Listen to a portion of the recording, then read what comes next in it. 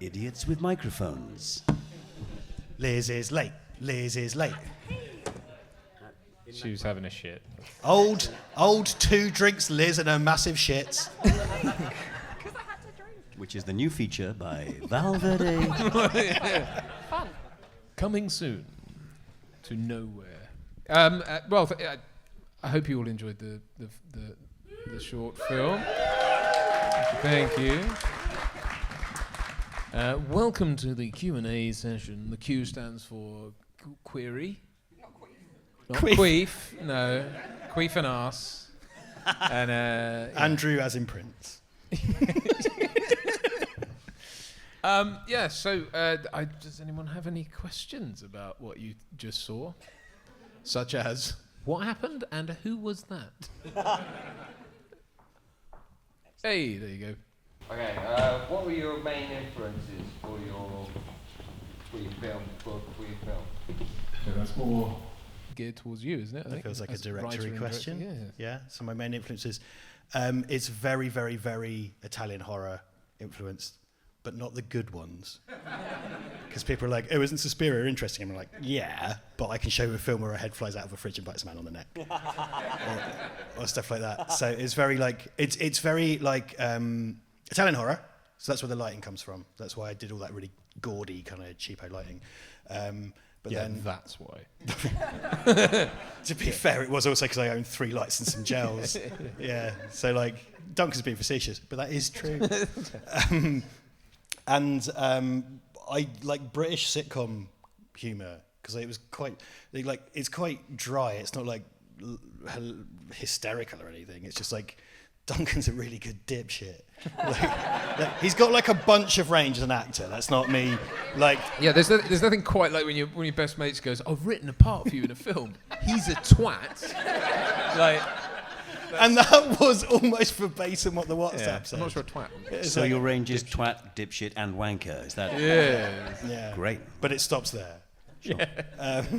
It was because it was supposed to be more kind of horror based, and then I kind of looked at how absurd it was. It was kind of funny. So there's a Hammer thing. It's Euro horror. It's not American horror. It's Euro horror. It's a very European horror orientated film. You can be lazy and go like, I like John Carpenter, because everybody does. It's sort of like saying I like water. Yeah, all right. In this room, that kind of has some kind of travel, I think. But also George A. Romero. Look at the George A. Romero glasses that this man has on. Oh my God. Good work, Gary. Specifically, it's more how George A. Romero worked because it's very collaborative. And I think if people came to me and said, hey, I've got this idea, we should do it this way, I go, shut the fuck up, you meatbag. How dare you? No, everyone came to me for an idea. I think I was quite open to input, and that was how George Romero was supposed to be. And I was kind of like, yeah, we should collaborate and everything. Mostly because they were working for free. But yeah, that's it. That's my influences for this, I think.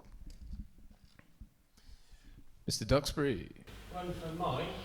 Do you feel that your relationship between you and Duncan was, you were kind of looking at sort of the Red Dwarf, sort of Lister Rimmer kind of thing going on? Yeah, I think if you could equate it to Lister and Rimmer, if they're both smegheads. And I think we managed to get that. Or the smegheads, as Crichton tries to say. Yeah, I think so. What is very nice is that Duncan and I had wanted to work together for quite some time. And we had lots of fun working with it. It was really nice, and sometimes we had too much fun. Yeah, that we were saying just now that there's so the when can I eat Haribo thing took, I don't know, I'm terrible. So it was the first thing we shot with you two together, and it took a long time. I corpse really easily, so it was just constant. I'd go to put it. I think you've cut around a lot of stuff as well, because I'd crack up. I couldn't stare at him in the face while eating Haribo, deadpan. Whereas I found it highly arousing. I tell you what, it takes. There's a special plugin in Adobe After Effects that removes middle-aged men's semis, and that's it. It's high-end 3D technology. Thank you for referring to me as middle-aged. I really appreciate that. I'm catching up. It's fine. Middle Earth. Thank you. Honestly, it's like buying a tent from Blacks. You should have seen it. Jesus Christ. Don't listen, Leanne. Yeah. Yeah, don't refute any of this, Leanne.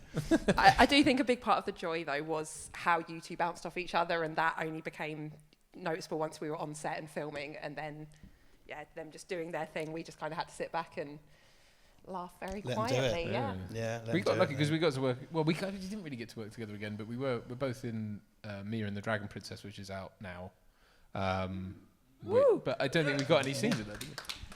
No, I'm just round in the background looking frightened most of the time. Which is good fun when you're in a movie with lots of kung fu and stuff, and a large stuntman grabs you and says, "Right, we're gonna have a big fight in this scene." I went, "Nah, I'm all right. My character's not. He's gonna be behind the bar because I see how tiring this is." So Sit at the let's back not talk about that film. This is your Yeah, film. sorry. Yeah, I was just, yeah. Any more questions? Anyone got? Was there any part of the showing which the audience reaction surprised you? There are any parts of the show in the audience reaction surprised me. So, our first one was in Brighton. Oy. Oh yeah, Sam was there. A few of you were there for the Brighton one, and that was great because it was really close to my flat. It was fantastic. I planned it that way. Yeah, exactly. So it's been a really kind of mixed thing with it. It's not very enthusiastic, is it? So Brighton, it just raised the roof, right? People loved it. They went nuts for it, and they were laughing all the way through. Stone cold, mate. Brutal. It's brutal. Now, I've been to a few, because again, it depends what you put it against.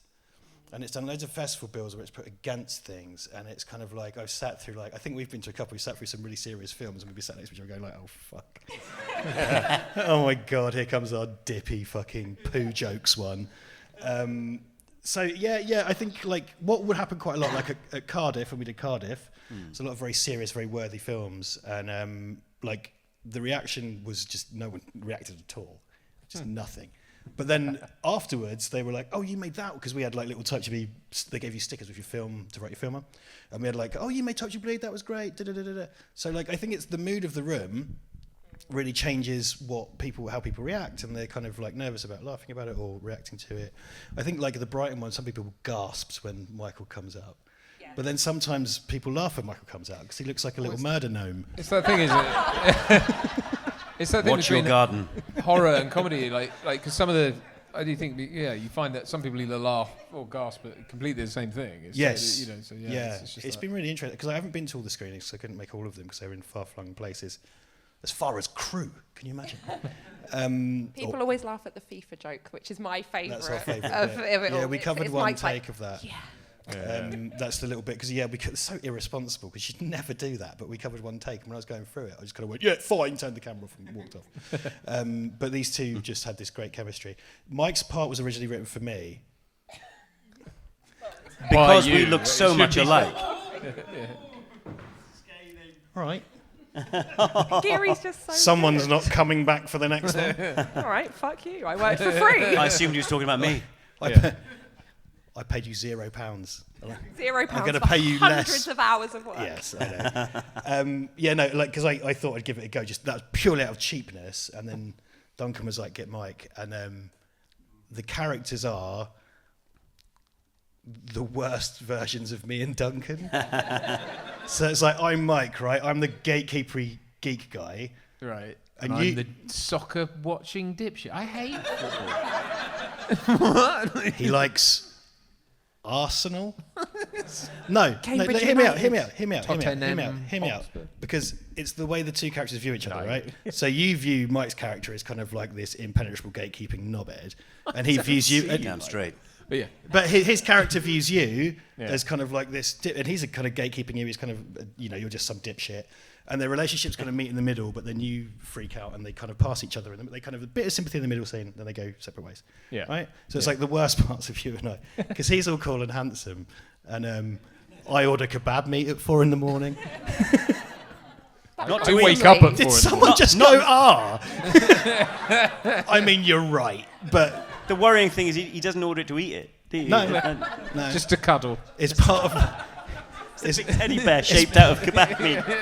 It's my Geary sculpture made of lamb. That's Lamb why, flakes. that's why you asked for all my shavings. Just Yeah. to This is gone. savor that image. Are we learning about filmmaking, everybody? Yeah. The man hugs a kebab homunculus every night. Does Come back anybody to us. have any questions? From which kebab shop? No, okay. Anyone else? Yes? Yeah. No? Yeah. Michelle? What? Michelle, please. I first of all, I love the film, and the thing I'm like so inspired by today is that the budget was £1,400, like mind blowing. So on that note, just what advice would you have in terms of like what Duncan was saying earlier about there's tons of people that are just like have these films and just don't make them or just don't do it. It's so easy not to do it because of all the gatekeepers and not having funding. But you guys did it, which is so badass. What advice would you have for just like taking the leap and being like, I got £1,400, let's try to make this. My thing with that has always been like, and because I've done a bunch of films like this now. Some of them terrible, don't get me wrong, but you know, my thing This is, one's good though. This one's Duncan. brilliant. Yep. But and multi-award winning. But so are some of the others. 12 to which I don't 14. understand. 12 to 14. 12 and or no 10 to 14. 10 to Which is my 2 dress to size, by the 14 way. awards. 2 to 14, 2 and or 14 awards. But my thing is always like, look, you're way more resourced than you think you are. Because I get that feeling. Certainly as an actor, I get the idea, you know, the whole glass ceiling, gatekeeper, drives me up the wall. But you sometimes just have to take stock of what you do have around you. I mean, we got like Rob Myers doing the cockroach was all digital, for example. And he did the cockroaches and the metal pipes thing. Yeah, and I mean, That's he the most built- horrifying part, the noise of the metal. Well, that was Liam. Well, that's Liam. That's Liam Liam. scraping Noise, forks yeah. Damn together. you, Liam! But yeah, it's I think you're way more resourced than you think you are. I think if you just start putting it out there to people, you'll find that a lot of people reach back. I mean, Rob, as it happened, was a Patreon from our channel, and he, you know, we kind of were like, would you do it? And he was like, yeah. You know, and the man built Wakanda, for God's sake. But Yeah. you know, he was happy to do it. So you know, I think it's just I get it though. I get it because it is really difficult. I know. I mean, I would never. I was going to say I'd never do this again. I don't mean, but like what I did was I pulled in loads of people who do some stuff for free. We paid a couple of people, but it was all for free. And I think you get to do that once. Because this industry's full of real fucking scumbags who just expect that time and time again. I hate to say it like that, but it's true. Hello. Hello. So you get those kind of people who just constantly rip off small freelancers all the time. And it's like, I got a bunch of my friends in to do stuff and people believed in the script and they came and did it. And it was kind of it was a fun time, you know. Something happened on this to me where... Is it a bum thing? Because... My anus. No. I was so overworked and stressed during the 3 days that we did. The bit of software in my brain that stops me from snorting when I laugh shut down. And it hasn't rebooted since. And I still go like that. Right, that's one of the, Genuinely something that happened. That's my injury from this. it's one of those things, but it's one of those things you do ironically and then it sticks. I learned my lesson with trilling my whistle because I used to take the mick out of Trilling your whistle. You know, Is that a folk album? euphemism? What is Please tell me that's not a euphemism. it was my thing about it's my shorthand for like old man in a potting shed. It's always like whistle, like that. But then I started doing it for real. I caught myself a few times and I was like, damn it. And that's the same thing with the snort. I do the snort because I did it ironically. I was like, I can't get to reboot. It's the same now. When I have a cup of tea, I have to do this. Oh dear, like that. And I can't stop it. That's not a consequence of Can't this. solve it. But I might sip. But What was the question? But Who wants seriously, to- no, Yes. collaboration, I think that's what it is. So I saw Jackson was making something, so I messaged him and been like, dude, what are you doing? And he was like, oh, I'm making a film. And so I was like, oh, I'll help. And then he milked me for hours and hours and hours of free labour. and then she helped the film.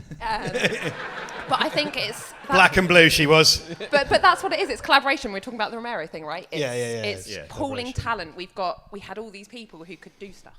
And there's Laura. She was fucking great. And I think that's what it's about. It's working together and, like Duncan said, Yeah, loads of seeing people what you've stepped got up and and using your resources. gave us stuff for free because they wanted to be involved. It was lovely. Like Yeah. he always is like, I blagged shit for free, but I think people genuinely believed in Jackson Yeah. and his talents, and that's We wouldn't why do we're all it here, if right? we thought it was going to I think you've all got £0 invoices that say different. Yeah, my biggest piece of advice is if you've got £1,400 to make a film, don't bring me on board because I charge them $2,000. So, Which he took in Freddo's. And goddamn right. I had to be your minder. I walked you to and from the hotel. Thank you. Yes. Go on, you Sam, you protecting got another Cambridge or one. me? It's a question for the severed head on the table. Yeah. What? Sorry. How does it feel to be decapitated? Liberating. It was a real pain in the neck. Hey! Come on.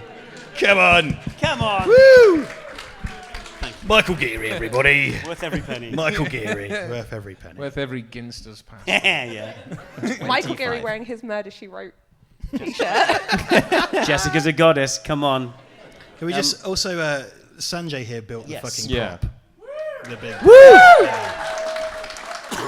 was a really fun thing to do during like lockdown and stuff, and just to kind of resource stuff off Facebook Marketplace. I had to Sanjay, go- use Oh, my- sorry. Yeah, so I had to resource a load of stuff like a fridge from somewhere in Arbery, and then Nordell's, where it was very local, full of very locally people. There's Yamaha Electone organs from the 70s, which are kind of Still in my mum's garage. retrofitted some of the panels into the Jupiter. But yeah, it's a really fun build. It's a good thing I was working by myself in my parents' garage because I didn't have public liability, and I almost set the whole like to get the scorch marks and things to get there. I almost just blew up the whole thing. It's really fun though. I didn't know that. There's some really embarrassing Facebook lives somewhere on where I'm just kind of Is that the- We is gotta that find fake out. away Morocco Frankensteining one? it all. This is in Little Downham. Little Downham. Not Big Downham, the main Downham, During no. lockdown, I was Little with Downham. my parents, so yeah. Not It nice. was almost down. burned downing. Hey! Hey! There he is! Wall to wall Geary. Yeah. You've been gearied. I have a video. Yes. Oh, God. But yeah, definitely. I mean, if that didn't work, then the thing wouldn't work, right? So it's you know, and it is obviously a character in the whole, you know. I think my number one piece of advice is pray for a global plague. Then That's you why s- we all had really long hair in the thing. That's true, yeah. Like we we had were- to make Duncan keep his hair. Me and Mike were discussing that when we were screening it, though. Like, Yeah. it wouldn't have worked, I think, if you'd had your normal haircut, because you'd be too suave. You wouldn't be... Well, this is the point, yeah. you he wouldn't looks be... like that. Andy, Doug. He needs to like a dippy knobhead. That's his whole. Which he did beautifully. He's a wonderful actor, just to thank be you. clear. You know, that's what I wrote. I wrote dippy knobhead. That's what Could be not bad. and then I wrote pretentious arse for me. That's what I'm saying. That's the that's Yeah. the dichotomy. Yeah. Before we go further, I do have a confession to make, rather than a question, if that's all right. A question to make. We were talking about the murder gnome, and I do remember, I think it was you, Liz, saying, I've just seen Mike getting ready. It was And terrifying. it was really scary because he's like really concentrating. What's actually happening? It was quite late at night and my contact lenses had dried out. So I was just sitting there like, This is yet another believe- I didn't know because I was like, Mike, you didn't close your eyes for that whole scene. It was incredible. I couldn't. Amazing. I couldn't. My corneas would have come off. Corneas? Corneas. How'd you say it? Corneas. Corneas. Everyone? Corneas! Thank you. And again, Corneas! that's a strange feeling of power, isn't it? But it was... Duodenum! Okay, fine. It was genuinely terrifying, though, because Mike is very jovial and kind and charming, and then he went full... I now understand it was the contact lenses, but I thought you were just being murderous. It was scary. To be fair to him, like he's being jocular, but he just stood there like this in between every take for that whole section. Oh God, It that dead face. Yeah, I will say that final scene, a surprising amount of that is Laura. Yeah, well done, Laura. Well Yeah, done. It's like excellent. Also, everybody was amazing. Like Laura in particular, who doesn't like being singled out, and I'm doing it because I'm awful. I didn't want to. The scene where Duncan's face goes from red to green in the kitchen was like a live. So this whole movie was about in-camera lighting change. I really do all these in-camera lighting changes, and the bit in the kitchen was where everyone was really fed up and annoyed and hungry, and I was like, I'm not going to do that. And Laura went, "This is your audience's way in. You have to film that, or none of it works." And she told me off. And it was brilliant, because I needed someone to challenge me. And it was, yeah. Really, I'm sorry, mate, I know you didn't want to be up here, but like, you're amazing and I love you, thank you. Yeah. That's the thing. And the rest of you, basically indifferent, you know. I wish you no specific harm, but... it's fair. No, I do. They were all amazing. Everyone was amazing. They came out and just did shit for me for free and just made it. Well, and we should also say... You know, oh yeah, shit. So Gary. The reason this is called Gary Jr. is because this was made by Gary Smart from, and he said, "Don't name it after me," so I did. Pick it and it'll never heal. Yeah. Gary was like, I sent Gary. Gary is the director of the Robert Englund doc that I worked on that's coming out next month. Wow. Yeah, he does prosthetics on the side, and I said, hey, I've got this thing. I need a kind of a corpse head. Can you do it? And he said, send me a mannequin head and I'll paint it up. It's the best I can do because this shit's really hard to do. And I sent him the script, and he said, I'll do it. I'll make you one of those. And he just did it. Lovely. Yeah. He's an amazingly gifted human being. This is, in theory, in the fiction of the film, this is the head of Ivan Williams, who is here tonight.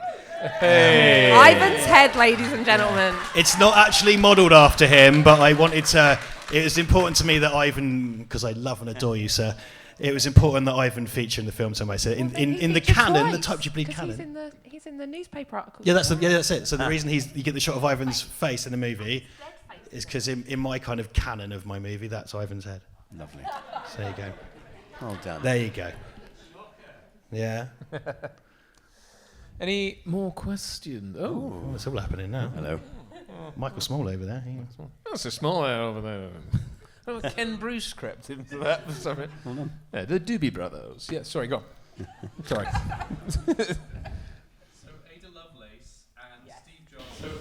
Uncle Clive. And Steve Jobs and Uncle Clive.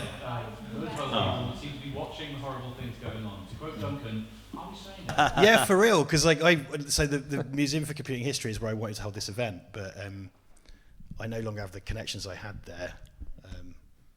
I could make a joke, but I won't. And so we did it here. But it is kind of because when I came up with the movie, it was like, well, this is the place I could shoot it, and it's in an old Quick Fit, but it's like this kind of church-like cavernous building, and they have all these heads up there, and I really need to fill gaps. And I was like, so me and Liz went around with a red lamp, and I was like, yeah, I want it to be overlooked, and I thought it was really good. You have all the computing history luminaries watching the events that go on, and I always like that Clive Sinclair gets a bit of a laugh from the real nerds every time, and he was alive when we made it for most of it, but not now.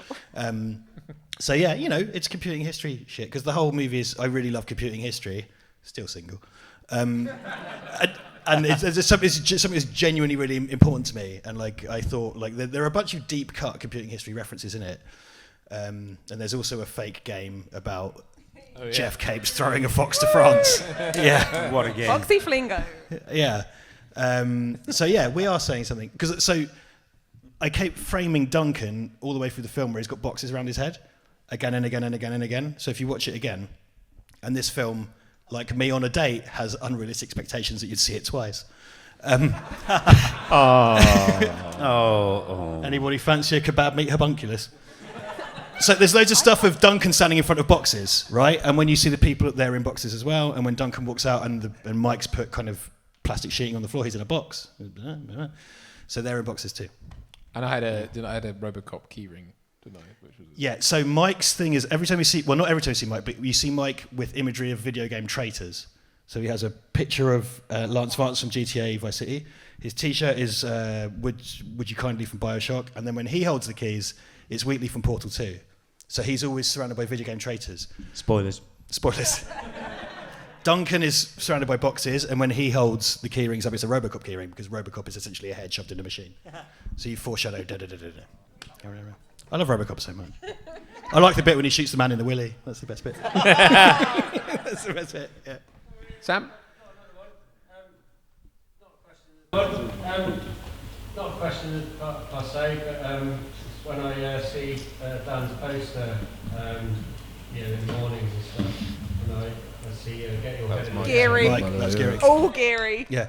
Tagline for the movie, if you haven't seen the poster, is Get Your Head in the Game. That came from a WhatsApp group. When I see the tagline, Get Your Head in the Game, it's kind of like... The tagline, Get Your Head in the Game, is kind of like, get your head in the game. Get ready for work. Well, to speak really seriously and sincerely for a moment about what inspired this, as a lot of you who know me and went to school with me all know, my dad's head was cut off and put into a Russian supercomputer as a child. It's a tale as old as time. And it's really influenced my path in life, And do you know what the worst part is? He loved hitchhiking. He can't do that anymore. Anyone else? Lee, I think, do you have a question? What's a domovoy? A domovoy is a Russian folkloric demon.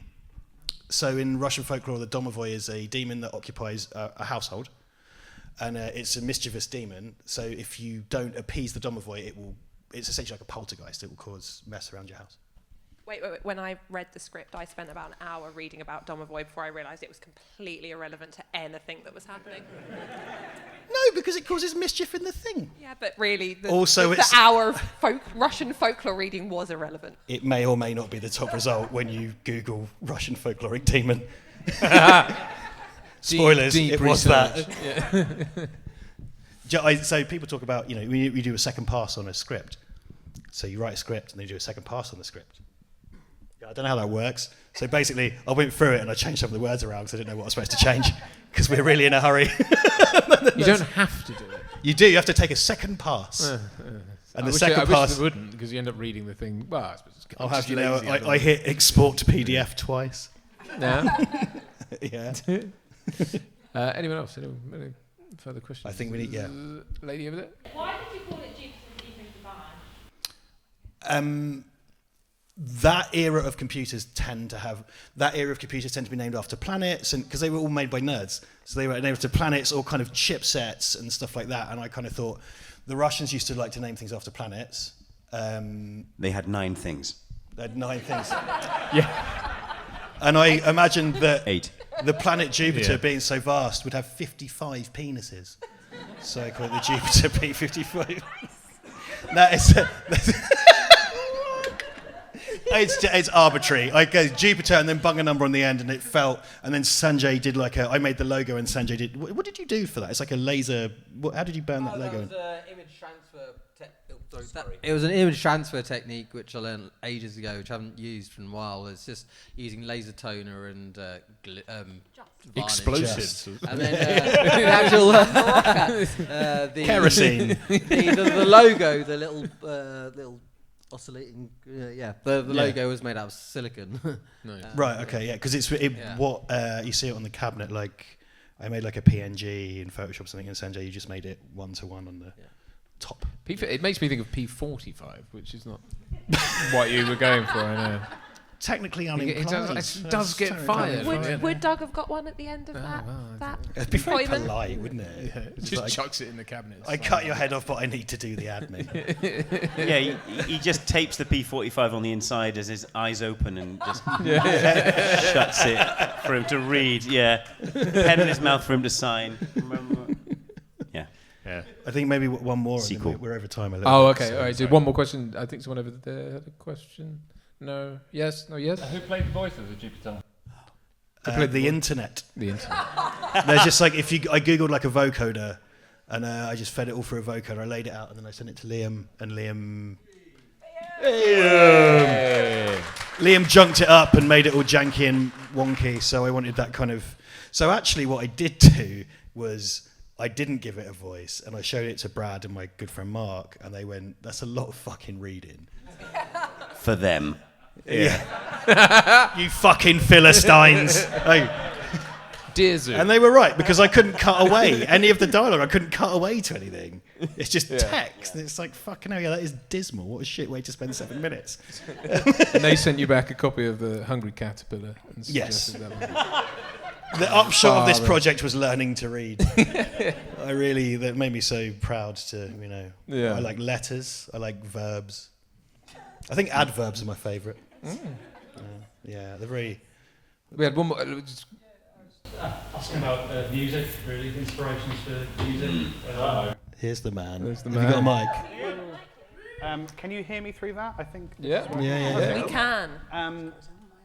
Richard is incredibly strict and a real taskmaster, and I think he sent me 2 kind of temp tracks, and I just repeated those in different keys, and then he would turn up at my house. He's being a knob. I'm being a knob. You're being a knob. I sent him soundtracks by Goblin and Fabio Frizzi because I really wanted the Italian horror sound, and I remember this very, very well. I sent him, and I said I want it to have organs in it because it's a bit kind of churchy because it's about a place of worship, blah, blah, blah. And he sent me back the da, da, da, da. He sent it back to me before we'd shot a frame, and I listened to it and I was like, fuck, this is going to work. This is going to work. I'm so excited to listen to this. It's going to work. That's what actually happened. Pretty much. Yeah, so we basically just made a little Spotify playlist of kind of film soundtracks that you really liked. Some stuff that I really liked, like Mick Gordon, who did the Doom soundtrack in 2016. He also did Prey, loads of cool stuff, so that was a big one. And then kind of some more oldie worldy reed organ music because you wanted that kind of churchy type feel. And I just sort of put all of that in a blender and then There's a bass. There's a bit of like really cool a bit of bass. Did you play that? Actually? That is an 8-string guitar. That is to commemorate the week that I bought an 8-string guitar. It's amazing. It's awesome. I let him get on with it, and he was fucking amazing. I just let him crack on. There is some cool stuff in there. I got hold of a electromagnetic frequency recorder for the big nerds in the room. You put that near something that has an electrical signal, and it makes some sort of sound. Mostly, it's awful noise. If you poke a tree with it, you can hear the radio. Very weird. So I walked around the Computer History Museum with all of the computers turned on, and then some of them would make like these weird little tones. And I found this kind of point of convergence between 3 old machines, where if you stand equidistant between the 3, you hear a really sort of pure kind of sine wave sort of sound. So I captured that, put it in Contact, turned it into a keyboard, and that's what some of the melodies are played on. Fuck me. See? Someone was actually doing their job. Exactly. For free, for free. Liam's the only person who's seen this fucking thing as many times as I have. Because he worked his arse off. He was amazing. And the sonic design of this movie, nothing to do with me. It fucking is amazing. Yeah. So there he is. And there was the tooled manipulation of raw meats, I believe. Yeah, so all of the really visceral stuff when Duncan's getting his bonds chopped off, that is pork chops with 2 pork chops, contact microphone in between them, saw. There you go. We ate the pork afterwards. It was awful. Tastes like microphone. So microphony.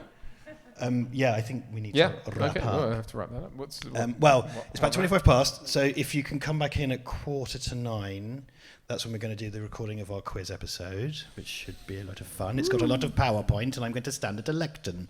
God. Huh? Yeah. It is, it is. So if you want to come and get a selfie with Gary, this is your opportunity, please do. And Asiam's here as well, take your photographs. And we have a VHS. This we should talk about. Oh, this, yes, of because course. This is beautiful. We are actually on VHS, people. Look at this. Just to clarify, I've checked, and it's an episode of an American TV show about angels that solve crime. That's cool too. It's what's actually on there. Amazing. But come and see the VHS. Gary is a little bit delicate. Give him a prod, but just don't mess with his hair because the hair comes out easy. But come and have a good goosey gander at Gary. Grown up Gary Senior told me, don't let people play with it, Richard. It's really fucking delicate. He's Irish. He's Portuguese. All right. I'm from the Algarve. Anyway,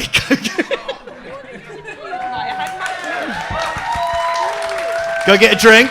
We'll be back at 8:45.